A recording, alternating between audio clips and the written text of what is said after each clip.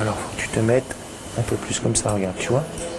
Ah, faut appuyer, hein, t'as vu? Des conseils tout en douceur, regarde. car en face ce sont des apprentis pas comme les autres, des enfants atteints de leucémie, plus habitués au plateau repas du CHU de Saint-Étienne qu'à la cuisine gastronomique.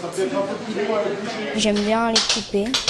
Des fois, avec maman, on fait des petits moules. Dedans, on se met de l'asperge, du saumon et un peu de crème, ou je sais pas comment ça s'appelle.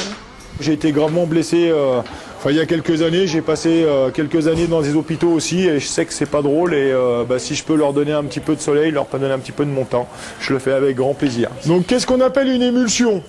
On est parti sur une base de crème. Mais ce n'est pas toujours facile de suivre les conseils d'un grand chef. Quand il cuisine, quand il dit les ingrédients, des fois c'est beaucoup technique. Toucher, cuisiner, c'est aussi retrouver du plaisir avec la nourriture, une étape indispensable maintenant qu'ils ont quitté l'hôpital. Des fois j'avais du mal à manger, mais du coup j'aime bien cuisiner chez moi. Puis pendant longtemps il fallait manger stérile et tout. Les traitements sont tellement lourds qu'ils perdent le goût. Donc là, c'est pour leur apporter une redécouverte du goût et l'envie de manger à nouveau, de regoûter à nouveau. Pari réussi pour ce premier atelier.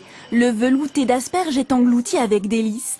Un succès qui devrait permettre à d'autres enfants en voie de guérison de se réconcilier avec les saveurs. C'est très bon.